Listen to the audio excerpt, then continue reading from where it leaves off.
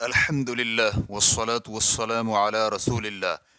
اگر گرہن ظاہراً طبیعی ہوتا ہے تو پھر ہم کیوں گھبرائیں اور نماز ادا کریں؟ سوال کیا گیا ہے۔ یہ معروف ہو چکا ہے کہ گرہن ظاہری چیز اور وقتاً فوقتاً ہوتا رہتا ہے۔ اس کا وقت بھی معلوم کرنا ممکن ہے۔ یہ اس وقت ہوتا ہے جب چاند سورج اور زمین کے درمیان آ جائے۔ تو پھر نبی علیہ الصلاۃ والسلام اس وقت نماز کیوں ادا کرتے تھے جبکہ یہ کوئی اذیت اور تکلیف کا باعث نہیں بنتا؟ الجواب بعون اللہ سبحانہ وتعالی۔ جب نبی علیہ الصلاۃ والسلام کے دور میں سورج گرہن ہوا تو رسول اللہ صلی اللہ علیہ وآلہ وسلم نے منادی کرنے والے کو الصلاۃ جامعۃ کا اعلان کرنے کا حکم دیا اور لوگوں کو نماز پڑھائی اور پھر انہیں خطبہ دیا اور ان کے لیے گرہن لگنے کی حکمت بیان کی اور گرہن کے متعلق جاہلیت کے عقائد کو باطل قرار دیا اور صحابہ کے لیے بیان کیا کہ انہیں اس وقت نماز اور صدقہ و خیرات اور دعا کرنی چاہیے۔ رسول اللہ صلی اللہ علیہ وآلہ وسلم نے بیان کرتے ہوئے فرمایا،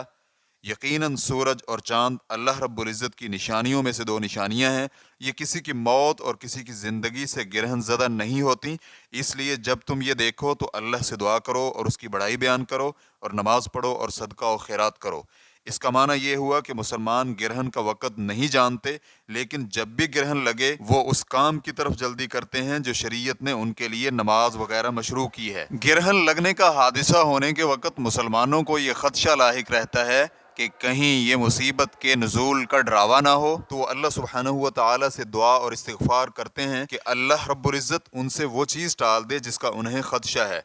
اور اس آخری دور میں جب علم فلکیات وغیرہ زیادہ پھیل گیا ہے اور چاند اور سورج کی گردش کا علم وسیع ہو چکا ہے اور یہ معلوم ہو گیا ہے کہ ہو سکتا ہے ماہر فلکیات اس کا وقت بھی معلوم کر لیں، تو علماء کرام نے بیان کیا ہے کہ اس سے اس کا حکم تبدیل نہیں ہو سکتا اور مسلمانوں کو وہی کام کرنا چاہیے جس کا انہیں ایسا حادثہ ہونے کی صورت میں کرنے کا حکم دیا گیا ہے،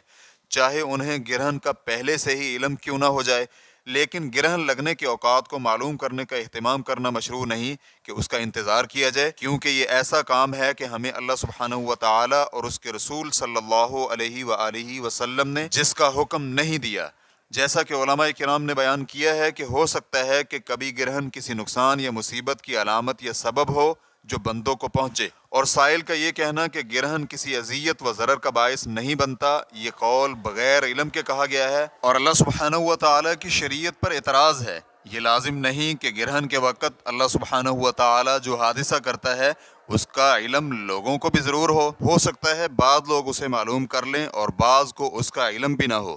اور مسلمانوں کی نماز اور دعا کے سبب اللہ سبحانہ وتعالی لوگوں سے شر دور کر دے جسے اللہ کے علاوہ کوئی اور نہیں جانتا۔ اس لیے مسلمان پر واجب یہی ہے کہ وہ اللہ سبحانہ وتعالی کے حکم کو تسلیم کریں اور اس کی شریعت مطہرہ پر عمل کریں اور اس کی حکمت پر ایمان رکھیں، کیونکہ اللہ سبحانہ وتعالی علم والا اور حکمت والا ہے۔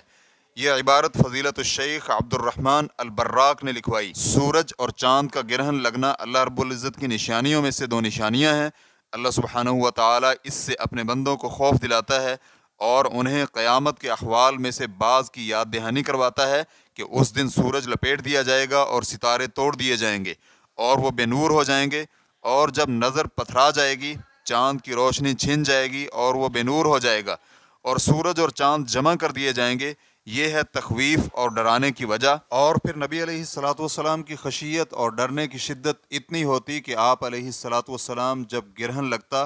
تو گھبرا کر جلدی سے نکلتے کہ کہیں قیامت تو قائم نہیں ہو گئی۔ یہ نبی علیہ الصلاۃ والسلام کا قیامت کو یاد رکھنے کی قوت اور اس سے ڈر تھا، لیکن آج ہمیں غفلت نے آ دبوچا ہے، حتیٰ کہ آج تو اکثر لوگ اسے ایک ظاہری اور طبیعی چیز شمار کرنے لگے ہیں اور مخصوص قسم کی اینکیں اور کیمرے لے کر اس سے لطف اندوز ہونے کی کوشش کرتے ہیں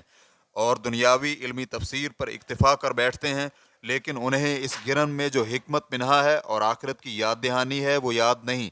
اور انہیں اس کا ادراک نہیں ہوتا۔ یہ تو قساوت قلبی اور دل پتھر ہونے کی علامت ہے اور آخرت کے معاملے میں اہتمام نہ کرنے اور قیامت قائم ہونے سے عدم خشیت اور بے خوف ہونے کی نشانی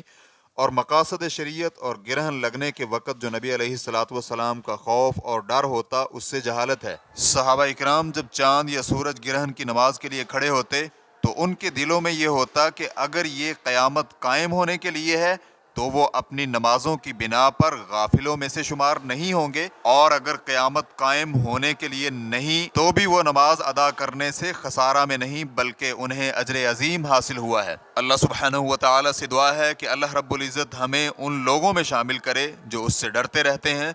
اور انہیں قیامت کا خوف رہتا ہے۔ واللہ تعالی اعلم۔ فتوی الشیخ محمد صالح المنجد، اسلام کیو اے ریکارڈنگز، مؤسسۃ الشیخ محمد صالح المنجد، المملکۃ العربیۃ السعودیہ، فتویٰ نمبر 5901۔ والسلام علیکم ورحمۃ اللہ وبرکاتہ۔